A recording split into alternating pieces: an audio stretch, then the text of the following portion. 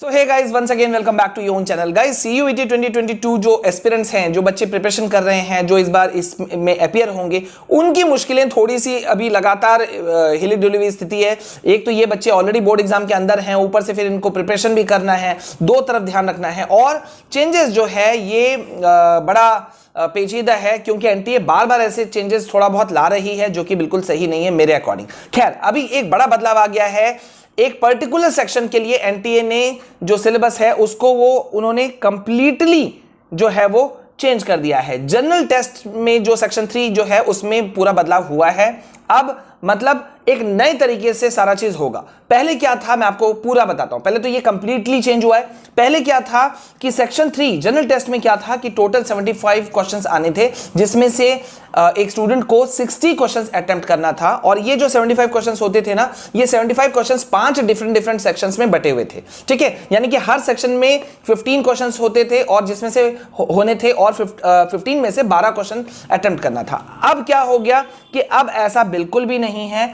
अब आपको 75 क्वेश्चन तो एज इट इज मिलेंगे, लेकिन 75 क्वेश्चंस में आपको करना है क्वेश्चंस अटेम्प्ट कितना 60। और आप ये कहीं से भी कर सकते हो। मतलब कोई सेक्शंस जो था ना, 5 सेक्शंस, वो पूरी तरह से हटा दिया गया। अब ये चेंजेस क्यों लाया गया? एक तरह से मुझे लगता है ये चेंज एक तरह से अच्छा भी है, पॉजिटिव भी है। कैसे? क्योंकि एक पर्टिकुलर जो स्ट्रीम वाले बच्चे हैं वो ऐसा भेदभाव का आरोप लगा सकते थे कि इस पर्टिकुलर सेक्शन से ज्यादा आ गया। जैसे कि ह्यूमैनिटीज वाले बच्चे हैं, वो बोल सकते थे कि भाई मैथ से ज्यादा क्वेश्चंस आ गया। जो अब रेस्ट्रिक्शन बिल्कुल भी नहीं रहेगा, इस तरह का कोई भी चीज नहीं है। तो अभी क्या सिलेबस अभी किस तरह से बना है?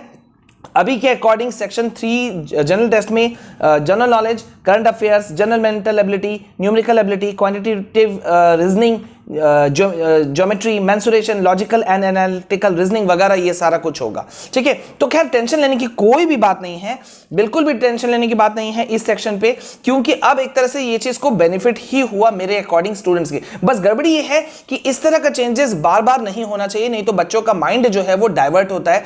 ऑलरेडी बच्चे प्रिपरेशन में लगे हुए हैं, फिर वो खोजबीन शुरू करते हैं कहां से कहां क्या क्या चेंजेस हुआ, हर जगह से कंफर्म करना चाहते हैं। ठीक है, तो और इसी जगह देखो, आप जिस समय अपने इस सीयूईटी 2022 के प्रिपरेशन में लगे हो, तो आप इसको और अच्छा कर सकते हो। अगर आप भी सीयूईटी 2022 प्रिपरेशन को लेकर के टेंस्ड हो, उसके प्रिपरेशन, उसके exam pattern, syllabus, mock test, so many things, अगर आप इन चीजों के लिए टेंस्ड हो तो बिल्कुल नहीं होना, because there is a great news for you all. Unacademy has launched 7 days free trial for the CUET preparation on the Unacademy app. मतलब ये हुआ कि डिस्क्रिप्शन में जो मैंने लिंक आपको प्रोवाइड कराया है, उसको अगर आप यूज करते हो, उसके थ्रू से अगर आप जाते हो और मेरे रेफरल कोड FS10 को अगर आप यूज करते हो, तो आपको मिलेगा 7 डे का फ्री ट्रायल, बिल्कुल फ्री, जिसमें कि आपको प्लस सब्सक्रिप्शन के जितने भी स्पेशल फीचर्स होते हैं ना, सारे के सारे फीचर्स को आप अवेल कर पाओगे। और खास तौर पे अगर आप सीयूईटी प्रिपरेशन के बारे में सोच रहे हो, तो आप सीयूईटी के जो चारों ऑप्शंस हैं ना, commerce, science, humanities, part A, उनमें से किसी एक का आप 7 दिनों का फ्री ट्रायल जो है वो आप अवेल कर सकते हो।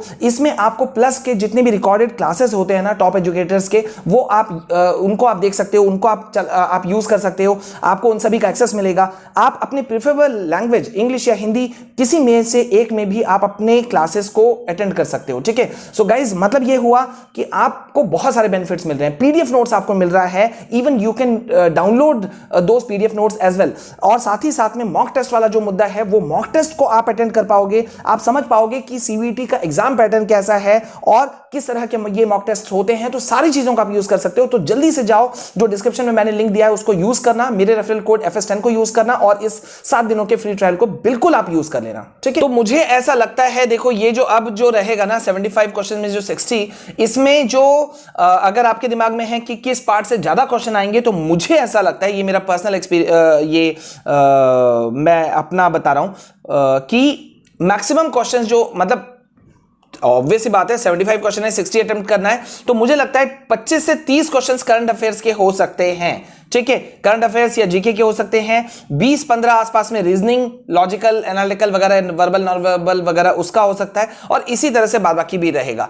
तो गाइज, एक चीज तो सीधा है कि ये जो बदलाव है एक तरह से अच्छा ही बदलाव है। ठीक है, जहां 5-5 सेक्शंस थे, ठीक है, एक कहीं ना कहीं एक तरह का रिस्ट्रिक्शन था कि पर्टिकुलर सेक्शन से आपको इतने क्वेश्चंस अटेम्प्ट करने ही करने हैं, अब वो चीज नहीं रहेगा। तो ये पॉजिटिव साइन है, इसलिए अभी तक तो टेंशन लेने की जरूरत नहीं। लेकिन सेक्शन 3 में जिस तरह से बदलाव किया एनटीए ने, अगर वो ऐसा बदलाव कहीं और भी करती है किसी और सेक्शन में भी, तो मुश्किलें बढ़ेंगी। तो ऐसा बिल्कुल नहीं होना चाहिए मेरे ख्याल से। बच्चों का माइंड डाइवर्ट करना बार बार सही नहीं है, ठीक है। अब देखते हैं क्या कुछ होता है, लेकिन फिलहाल मैं आपको बताऊं, आपके लिए CUET 2022 प्रिपरेशन को लेकर के हम कुछ नई चीजों को लॉन्च करने वाले हैं, तो उसके लिए आप लोग बने रहो, और अपडेट्स वगैरह जो है वो तो मैं आपको बताऊंगा, ठीक है। तो आपको क्या लगता है ये चेंज के बारे में, आपका ओपिनियन क्या है, कमेंट सेक्शन में जरूर बताना, ठीक है। और मिलते हैं नेक्स्ट वीडियो में, तब तक के लिए जय हिंद, जय भारत।